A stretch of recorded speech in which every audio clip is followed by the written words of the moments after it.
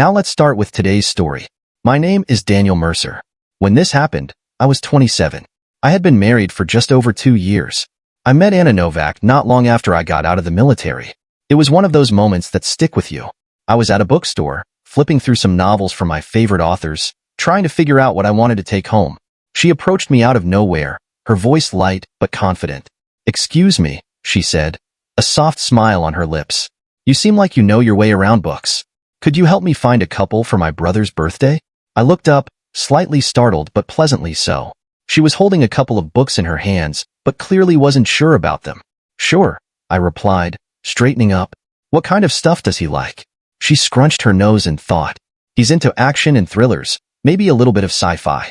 But nothing too, complicated. He just likes a good story that keeps him hooked." I smiled, feeling like I could actually help. "I think I've got a few ideas. Let's see." I gestured toward the shelf. If he's into action, Lee Child's Jack Reacher series is a solid choice. Fast-paced, good suspense. For sci-fi that's not overly complicated, Andy Weir's The Martian is fantastic. It's got humor, suspense, and it's pretty approachable. She nodded, clearly intrigued. "Jack Reacher? Huh? I think I've heard of him." She grabbed one of the books from the shelf. "And The Martian? Oh, I saw the movie. The book's better," I said with a grin. She laughed, her eyes lighting up. "I'll take your word for it. Thanks for the help. My brother's going to think I'm a genius." I hesitated as she turned to leave, something about her making it impossible to let the moment pass. "Hey, wait a second."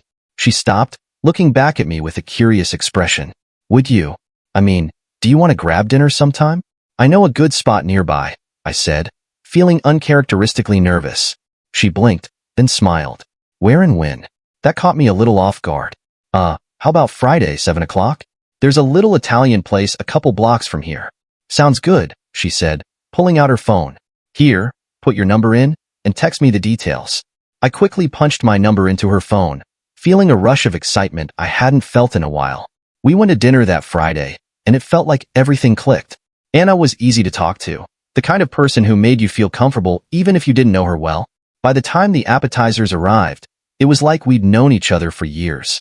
"So, Daniel," she said, twirling a bit of pasta on her fork, "what made you ask me out at a bookstore of all places?" I chuckled, a little embarrassed. "Honestly, you just seemed different, confident, but not in an intimidating way. And you didn't seem afraid to strike up a conversation with a random guy. That's rare these days." She laughed, setting her fork down. "Well, I figured it was worth a shot. You looked like you knew what you were doing in there, and I didn't want to buy something my brother would hate. Lucky for me, you're also good at picking restaurants." We talked for hours that night, diving into everything from our favorite foods to the books that shaped our lives. She was curious about my time in the military, though I kept most of it vague. "What was it like, being in the military?" she asked, her voice soft but curious. I leaned back in my chair, taking a sip of water. "It's intense. A lot of discipline, a lot of structure. You learn to adapt quickly. But there's also a lot I can't talk about, classified stuff." She nodded, her gaze thoughtful. "I get it. But I bet you've got some incredible stories, even the ones you can't share." "Maybe," I said with a small smile. "What about you? What's your story?" She tilted her head, her lips curving into a smile. "Oh, you want to know my secrets now?" "Maybe," I replied, mirroring her teasing tone. "If I'm lucky." After leaving the military, I landed a job with an electronic security company as a troubleshooter and field installation supervisor. The work was solid, mostly covering the metro area, which meant minimal travel. I spent about 2 hours a day in the office, tops, which left plenty of room to actually enjoy life. The pay was good, and I liked the challenge of solving problems on site. Life was moving in the right direction. About 6 months into the job, I knew Anna was the one. One evening after dinner, I set my nerves aside and asked her to marry me. We were sitting on the couch, her legs curled up under her as we talked about our plans for the weekend. My heart was racing, but I decided to just go for it. "Hey," I said, shifting a bit to face her fully. "Can I ask you something serious?" Her brow furrowed slightly, but there was a playful smile tugging at her lips. "Serious? That's a new tone for you. What's up?" I reached into my pocket, pulled out the small velvet box, and opened it. Her eyes widened, and for a moment, I swear time stood still. "Anna," I said, my voice steadier than I expected, "will you marry me?" She gasped, covering her mouth with her hands. Tears welled up in her eyes, and she nodded vigorously. "Yes, Daniel. Of course, yes. I slipped the ring onto her finger, and we laughed like idiots, caught up in the moment. It felt like nothing could ever go wrong. We got married about 18 months after we met. The first year was incredible, better than I ever imagined. Work was steady, the sex was great, and we had endless conversations that made time fly. We hosted friends for cards, went on spontaneous date nights, and just enjoyed being together. But then, things started to change. At first, I didn't notice. Like most men, I guess, I chalked it up to life getting busy or routine settling in. But over time, it became impossible to ignore. Anna wasn't her usual cheerful self at home anymore.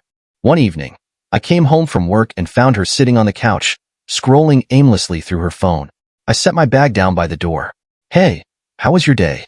I asked, trying to keep things upbeat. She shrugged without looking up. It was fine. Normally, she'd ask me the same question right back, excited to hear about whatever weird problem I'd fixed that day. But not this time. "You okay?" I pressed, sitting down beside her. "Yeah, just tired." That became her default answer to everything. And it wasn't just the conversations that changed. The intimacy between us shifted too. What used to be passionate and spontaneous became routine, almost mechanical. I tried to brush it off, thinking maybe it was just a phase. But the signs kept piling up. "How about a date night this weekend?" I suggested one Friday evening as we cleaned up after dinner. She shook her head. "Not in the mood." "What about next week? We could invite the crew over for cards." She wrinkled her nose. "Doesn't sound like fun." Even when I proposed a simple movie night at home, she dismissed it. "I'm not feeling well," she'd say. But Tuesday nights with the girls? Those were never canceled. And to be fair, she never batted an eye when I went out with my guy friends or spent weekends fishing. One day, I got home earlier than usual. The house was quiet except for Anna's voice coming from the kitchen. She was on the phone, talking to her sister, her tone casual but tinged with frustration. I wasn't trying to eavesdrop, but then I heard something that froze me in place. "Daniel just doesn't cut it anymore. There is no fun in life anymore. He is just boring now," she said, her voice low. "He's no fun. I need more excitement out of life." My stomach dropped. Before I could process what I was feeling, Anna looked up and saw me standing there. Her face went pale, then flushed deep red. "I've got to go," she said quickly into the phone. "Talk later." She hung up and stood there, her hand gripping the edge of the counter. I took a slow breath, trying to steady my voice. "Do you want to talk about this excitement or fun problem?" Her mouth opened, but no sound came out. I shook my head, the hurt giving way to anger. "Isn't it nice," I said bitterly, "that you can talk to your sister about our problems, but you can't talk to me?" Anna's lip trembled. "I didn't mean for you to hear that," she whispered, tears already gathering in her eyes. "Yeah, I gathered that much," I muttered. She started to say something else but stopped short, a choked sob escaping her throat. Then she turned and bolted out of the room. A moment later, I heard the bedroom door slam shut. I just stood there, numb. My mind raced with questions. What did I do wrong? When did I stop being enough? Why hadn't she told me any of this herself? Eventually, I made my way into the living room and sank into the couch. The hurt was raw and heavy, settling into my chest like a weight I couldn't shake. I must have lost track of time, lost in my thoughts, because when I blinked my eyes open again, it was morning. I was still slumped in the chair, stiff and groggy, with sunlight streaming through the blinds. I was still in the chair in the living room. I got out of the chair and I headed toward the bedroom to grab my clothes for work, but as soon as I walked in, I froze. On the dresser, next to the lamp, sat Anna's wedding rings, neatly placed side by side. Her cell phone and car keys were beside them. I glanced at the closet. Empty hangers dangled in the space where her clothes used to be. I spotted a note beneath the rings. I picked it up and sat down on the edge of the bed, bracing myself for whatever was written inside. "Daniel, I'm sorry you heard that last night. I wanted to talk to you this weekend, but what you heard just moved the timetable up. I am leaving to go to a retreat to find myself. I have been unsatisfied with our lives for a couple of months. I left the rings because I think that when you get over the shock, you will be angry. For that, I am sorry, but I want some excitement in my life, and until I can feel that urge, I want to not be reminded of us or our marriage. I am not planning to take a lover, and I have not cheated on you or our marriage, but you are boring, and I am not sure that I can overcome that. I will contact you when the retreat is over, and we can see where we go from there." Anna. Boring. That one word echoed in my head, louder and louder until it drowned out every rational thought. I sat there, reading the note over again, trying to make sense of it, trying to process everything. She wanted excitement. What did that even mean? Had I really failed her that badly?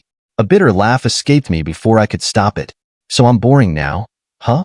Guess that's worse than being cheated on. I folded the note carefully, setting it back on the dresser with her rings. I picked up my phone and called work. Hey, it's Daniel, I said, my voice rough. I'm taking a personal day.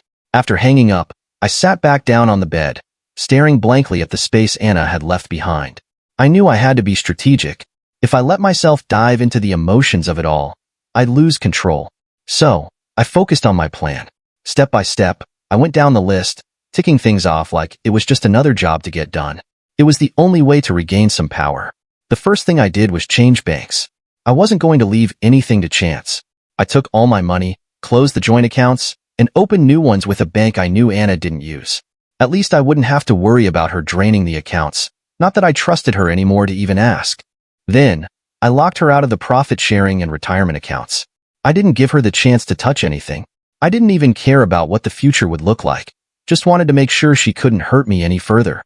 Done with that part, I muttered to myself. At least I was protecting what was mine. I moved on to paying off the credit cards.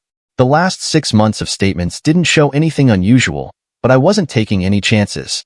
I paid them off, all of them, and then called to cancel the cards. It felt strangely satisfying to close the doors on everything she could use against me. If she thought I was going to continue funding her life, she had another thing coming. Next up, the apartment lease. I called the landlord and canceled the lease. I wasn't about to keep paying for a place she could turn into another cozy little spot for whatever lies she was telling. By the time I reached the phone, I had worked myself into a cold rage. I didn't even hesitate when I took our phones to the store. I knew exactly what I needed to do. Cut off all lines of communication. I picked up a cheap prepaid track phone and a plan that would be hard to trace. No more of her having easy access to me.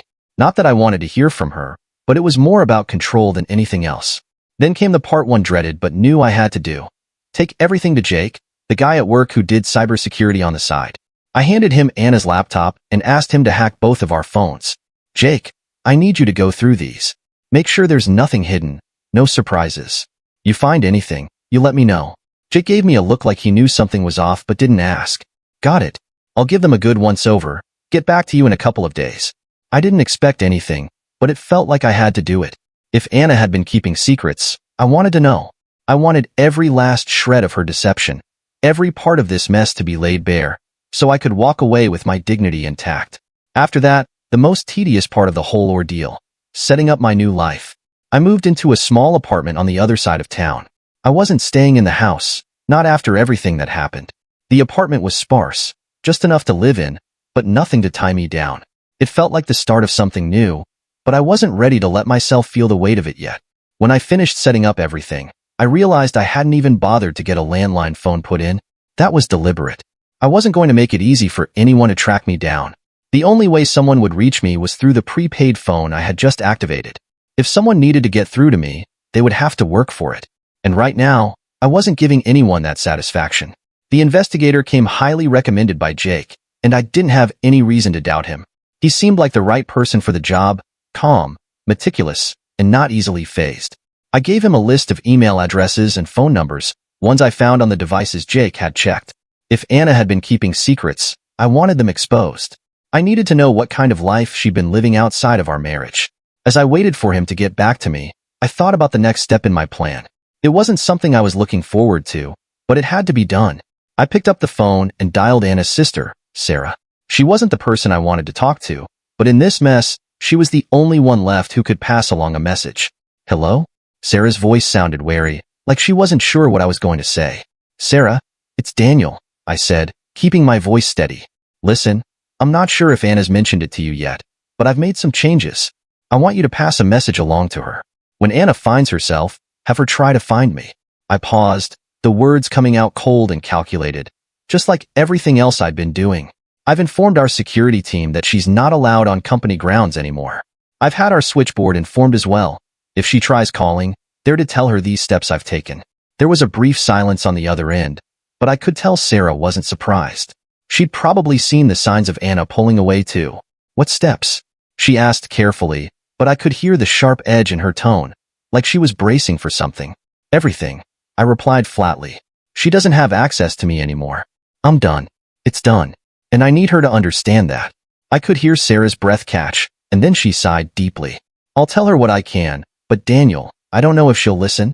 Just pass the message along, I interrupted. She needs to know the truth about where I stand, and I'm not giving her any more chances to play games. If I find out she's cheating, I can promise she'll need to find peace within herself, because my policy is simple. It's a modification of the turn the other cheek idea. You slap my cheek, I punch your cheek. I let that sink in for a moment. Sarah was quiet, maybe processing what I was saying. Please pass that on before she finds herself divorced, I added, my voice cutting through the silence. I didn't want to explain anymore, but I had to make it clear. I was at my breaking point, and there was no going back from here. All right, Daniel, Sarah said, her tone quieter now, maybe with a touch of sympathy, or maybe just resignation. I'll tell her. But, Daniel, this is a mess. I hope you know what you're doing. I hung up before she could say anything else. There was nothing left to say. It was done. Anna could come to me when she figured it out. But until then, she was a stranger to me, and I wasn't going to be the one to make the first move. It didn't take long for Anna to make her first move. The next day, I was sitting at my desk when the call came through. It was from work. Her number popped up on the screen, and I knew exactly what she was doing. She was trying to reach me, trying to push her way back in. I didn't pick up. A few minutes later, I got a message from our security team. They said she'd shown up at the front gates, demanding access to the building. The guards were firm with her, telling her she couldn't come in. At least she wasn't on company grounds anymore. But I knew this was only the beginning. When I left work that evening, I headed to my car, ready to just go home and enjoy a quiet night. But as I walked to my car, I saw her, Anna, standing there in the parking lot. She was waiting for me. Daniel, she called, rushing toward me. I didn't break my stride. I didn't even look her way. The security crew had already been notified and were on high alert. They were quick to step in, telling her to back off, but she didn't listen. She tried to get close, but the guards were firm, directing her out of the lot. I got in my car and drove away, my heart pounding in my chest. I wasn't scared, but I was done with this, done with the games. I wasn't playing anymore. The next few days, things only escalated. I was getting calls from my parents, who said Anna had reached out to them, begging them to talk to me, to get me to communicate with her. I called them back one afternoon, my patience wearing thin. I can't talk to her, I said, my voice strained. I hesitated for a moment, finding the words. I'm trying to figure out how to become. Not boring. I'm trying to find myself, now whatever this is. There was a pause on the other end. My mother's voice came through, softer than usual. Daniel, this is hard for both of you. I don't care. I snapped, the anger bubbling to the surface. She's been hiding things from me, and I'm done trying to fix whatever she's broken. They didn't argue with me. They understood. Or at least, they didn't push me any further. Things got weirder the following week. I was followed when I went on calls after work. My car, my van. Both vehicles had people tailing me, staying just far enough behind to make it obvious they weren't just innocent drivers. But what really set me off were the notes. Every time I came out of a building or finished a meeting, there they were, notes, stuck to my windshield, stuffed under my windshield wipers, on the side mirrors. I didn't even bother reading them. I just tossed them straight into the trash. I knew they were from Anna, desperate cries for me to hear her out, to give her another chance. But I wasn't going to give in. One afternoon, I had enough. After work, I noticed the same car trailing me, just a little too close for comfort. I decided to lose them. I made a series of sharp turns, weaving through the neighborhood streets, taking random lefts and rights. After about 10 minutes, I lost the car. I wasn't done though. The next day, I talked to my boss about what had been going on. He was understanding and knew things were getting out of hand. I didn't want to make a big deal out of it, but I needed him to know. I've been followed, and the company vehicle has been targeted too, I said, leaning in over his desk. Can you have someone from security check the cameras? He nodded, picking up the phone to make a call. I'll take care of it, he said, setting the phone down after a moment. We're notifying the police, Daniel. This is getting out of hand. The police came by a few days later, and I spoke with them about everything that had happened. The stalking, the notes, the constant calls. The officer in charge was professional, but his words struck me hard. We've warned her to cease and desist, he said, glancing over his notes. At this point, it's considered stalking. When the investigator called to update me, I was prepared for bad news, but the reality hit me harder than I expected. Daniel, he began. The retreat wasn't just a retreat. It was a team-building exercise for Anna's company, and it wasn't as innocent as it seemed. The exercise was only for one workday, But Anna and 3 unmarried male coworkers stayed over for 3 extra days. All of them in one suite. My jaw clenched. I wanted to keep my cool, but hearing this, it was like another betrayal piled on top of everything else. The investigator continued. They even billed the company for the extra days, which isn't something that's usually done, especially for personal stayovers, he added, his voice flat. I've got the names of the men involved, too. I felt a bitter knot twist in my stomach. The names. This was it. I thanked him, paid his fee, and he wished me well as I hung up. I didn't even know what to do with the information yet, but it didn't matter. It was a confirmation of everything I had suspected, and then some. I needed some real muscle behind me now. I called up a fishing buddy of mine, a guy who had gone through hell with his divorce. He had hired a shark of a lawyer to protect himself, and I knew he'd have some solid advice. After a brief conversation, he gave me the lawyer's name, and I called to set up an appointment for the next afternoon. I was getting my ducks in a row, and I wasn't going to let anyone derail this. The next curveball came later that evening. I was sitting in my living room, sorting through the mess of my mind when my phone rang. The number was unfamiliar, so I picked it up, thinking it might be about work.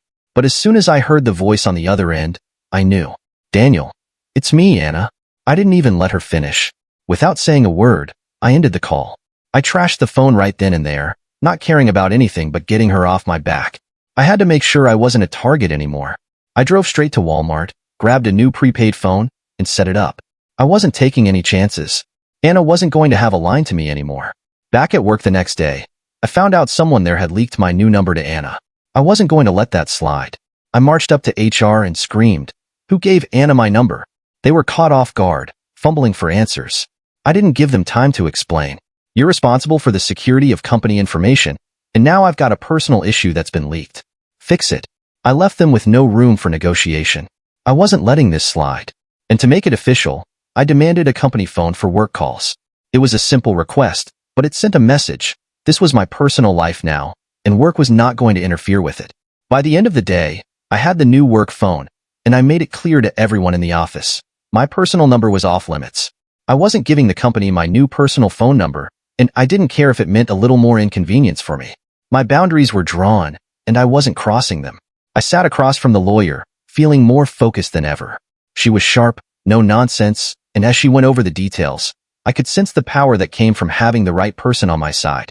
If you can prove adultery, Daniel, she said, her voice steady, you'll be off the hook for spousal support, alimony, as some like to call it. And from what you've already shared, we have a strong case. I've got more, I said, leaning forward. There's the retreat. I've got all the names, the details from the investigator. If I can show that the company didn't enforce its own policies, we might have a case there too, right? She gave a small nod, her lips curving into a tight smile. Exactly. But the proof has to be solid. The investigator's findings on the retreat will be key. If we can tie the company to its negligence in allowing this behavior, it'll make a huge impact. I stood up, a new sense of purpose running through me. I'll take care of it. The next step was clear. I rehired the investigator immediately, giving him a set of instructions that left no room for doubt. I needed to know exactly where Anna was staying, who she was living with, and what she was doing. But I wasn't just looking for answers. I was looking for leverage. I need photos, dates, times, addresses, and all the info you can gather on the 3 men she stayed with at that retreat, I told him. I want to know everything. If she's still hiding behind some excuse, I need the proof to shut it down. The investigator assured me he'd get to work right away. I felt a cold satisfaction. This was the kind of action that would move things forward. I wasn't going to let Anna walk away without consequences. Then, as if that wasn't enough, I decided to escalate things further. I wasn't just going to sit back and wait for the legal battle. I was going to let everyone see what was really going on. I had my cyber guy hack into Anna's Facebook account. It was a simple thing for him, and once I got the go-ahead, I had him post a copy of the note, the one she had so carefully written to make herself look like the victim. I told him to send it to all of her friends and people who liked her posts. It wasn't just about sending a message to Anna anymore. It was about making sure everyone who followed her knew the truth. And as if that wasn't enough, I took it a step further. I took out a full-page ad in the local newspaper. It wasn't cheap, but it didn't matter. This was my statement. The ad had the note she wrote in it, but I added a question at the bottom. Where was she when the one-day retreat was over? The pieces were all in motion. The lawyer, the investigator, the public reveal. It was time for Anna to answer for what she'd done. I wasn't just waiting anymore. Now, I was making sure everyone knew the truth. 2 weeks passed without much action, and I began to wonder if things would just drag on, like some slow, agonizing process. But then everything exploded in a way I wasn't expecting. The first thing I heard was from my lawyer, who was practically giddy. "Daniel, it's happening," she said. "The company's backing down. They fired Anna and the 3 men. They've agreed to settle the lawsuits." I had to pause for a second to let it sink in. Anna had been fired? The 3 guys too? And they were willing to settle? I kept my cool. I didn't want to look like I was celebrating just yet. "How much are we talking?" I asked, my voice steady. "Enough," she replied, her tone measured. "We'll discuss the details soon, but this is going to be a big win for you." I hung up and let out a breath. It wasn't over, but it was certainly a huge step in the right direction. Then came the next piece of news. My family had rallied around me, offering support in ways I hadn't even imagined. They'd cut Anna out entirely, refusing to even speak to her. It felt good to know that I had people on my side, people who could see the situation for what it really was. I didn't have to fight alone anymore. But it wasn't just my family. My friends had all taken my side too. I'd gotten messages of support, calls from old friends, even a few "we're with you" man texts from people I hadn't talked to in ages. That made a difference more than I realized. It reminded me that I wasn't the one who'd screwed up this time. And then, the investigator called with his final report. He'd been digging into Anna's life, and the latest update was more satisfying than I'd hoped. "Daniel, I've got confirmation," he said. Anna had been living with the 3 guys, but I couldn't find any physical evidence of their relationship beyond the address they all shared. It was all circumstantial, but the lease agreement, that's where things get interesting. "Go on," I said, my curiosity piqued. According to the lease, they were only allowed to stay for a maximum of 2 days without informing the management. Well, they broke that rule. And when I spoke with the landlord, they confirmed the guys had to move out after the apartment management found out. They lost the lease. I leaned back in my chair, letting out a small laugh. This was getting better by the minute. So they're homeless now? Yep. And when they realized they had no place to stay, they packed up and left town. Anna tried to follow them, but they didn't take her. They just left her behind. I was almost giddy hearing that. After all this time, after all the pain she'd caused, it seemed like the world was finally catching up to her. "Where's she now?" I asked, my voice more composed than I felt. "She moved in with her sister, but I don't think that'll last." I was curious. "Why not?" "From what I've gathered, her sister's fed up with her. Anna's been crying about how you ruined her life." I felt a strange sense of satisfaction hearing that. I wasn't the one who ruined her life. She did that all on her own, but I didn't say anything. I didn't need to add to it. Then, just as I was about to put it out of my mind, my phone rang. I looked at the screen and saw it was Anna's sister. I hesitated for a second before answering. "Hello? Daniel, it's Lisa. Anna's sister," she said, her voice calm but firm. "I just wanted to say, I'm sorry. I shouldn't have gotten involved in all of this. I didn't know what was really going on, and I should have stayed out of it. I'm sorry for everything." I felt a small knot in my chest loosen. It wasn't much, but it was something. "Thanks, Lisa. It's been a crazy couple of months, but I appreciate the apology. I just wanted to clear the air," she said, her tone sincere. "I didn't know what kind of mess Anna was getting herself into, but I do now, and I'm sorry I let her drag me into it. I'd done everything I could to get the truth out, and now it was time to let Anna face the consequences of her actions." I called my lawyer, making sure everything was in place. The papers were ready, the photos of her with her lovers were included, and I'd written the note myself. It wasn't easy to get those words out. A part of me still felt the weight of everything we once had, the love that was now shattered, but another part of me was done, completely done. "Daniel, everything's set up," my lawyer said when I called him. "We'll serve the papers, and I'll make sure to send the photos and the note exactly as you've instructed." "Good," I said, trying to keep my voice steady. "Let's get this done." It wasn't about revenge anymore. It was about closing this chapter. Anna had made her choices, and now it was my turn to make mine.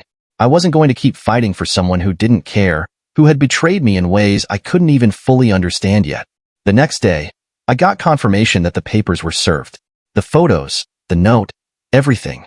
I could feel my pulse quicken when I saw the email from my lawyer. I opened the document and took one last look at the note I had written to Anna. It had taken me hours to get it right, to balance the hurt with the cold reality that I wasn't going to let her walk away unscathed. I wanted her to know that I saw through her lies, that I wasn't the fool she thought I was. The words were harsh, but necessary. "Anna, You have now received the divorce papers. I hope you realize how badly you have hurt me. No, I do love you, but I will not stay married to a liar and a cheat. I hope you found yourself on the retreat. I am sure that all three of those men found you. I know all about the firing, and I am surprised that the company did not have all of you arrested for fraud. Now that you understand that I am aware of all that you did since your retreat, I expect you to sign the papers as written. If you don't, I will withdraw the divorce as written and send all of the information that I have about your exciting outings to your family, your church, and all of your friends. I will also do to your Facebook what happened before with the new info. As I said, I love you. If I didn't, what you did would not hurt. You have 1 week to sign and return the papers. If you have any questions, call my lawyer and he or I, through him, will answer them. I want to have no more direct contact with you. Daniel. I hit send. I had done everything I could to let her know how much she'd hurt me, and now, it was on her. She could make this easy, or she could make it difficult. Either way, it was over. I put my phone down, took a breath, and then, nothing. No more waiting for her to reach out, no more wondering if she would try to make things right. I was done. And that was that. Anna had disappeared from my life as quickly as she had come into it. After the papers were served, I didn't hear a peep from her. No resistance, no attempts to fight for what she had done to me. She signed everything without hesitation. I guess in the end, she knew she had nothing left to say or do. She didn't even bother trying to ask for alimony. Not that I would have given it to her, but I was surprised that after everything, she didn't even try. She lost it all. Her friends, her family, they all cut ties with her. I heard from my sister that Anna's parents were the first ones to shut her out, telling her she had made her bed and would have to lie in it. I didn't even need to be there for it. They all turned their backs on her, one by one, leaving her with nothing. She left town, moved far away. I have no idea where she went, and honestly, I don't care. As for me, things slowly started getting easier. I took a breath. It took a while to get to this point, where I could even think about dating again, but I was finally ready. I started going out, meeting people, and eventually, I met someone. Her name's Sarah. She's a high school teacher, and honestly, she's a breath of fresh air. She's got this calm energy about her that makes everything feel lighter, even when life gets complicated. We clicked right away. She's smart, kind, and has a great sense of humor. We spent hours talking on our first date, mostly about our jobs, our love for teaching, and random little things, like how both of us love hiking, but have never gone to the same trails. It felt easy. So much easier than I ever thought it could be. It's funny, isn't it? How you can go through something so heavy, so painful, and then, just like that, you meet someone who makes you feel like everything is worth it. Like there's more to look forward to. I wasn't expecting to feel this way again. I'd convinced myself I was done with relationships, done with trust. But Sarah made me realize that, despite what Anna had done, love wasn't the problem. It was the person I chose to share it with. And I wasn't going to let one mistake define the rest of my life. I'm not rushing anything. We're taking it slow, enjoying each other's company, and seeing where it goes. But for the first time in a long time, I feel like I'm actually living again, not just going through the motions. It's still strange to think about how much has changed. It almost feels like a lifetime ago when Anna was a part of my life. Sometimes, I'll hear a song that reminds me of those times, and it still stings a bit, but it's just a flash, a reminder of a chapter that's closed. And now, I'm writing a new one, with someone who actually sees me. I'm not looking back anymore. Dear listeners, please share your thoughts in the comments section below, and don't forget to like, share, and subscribe.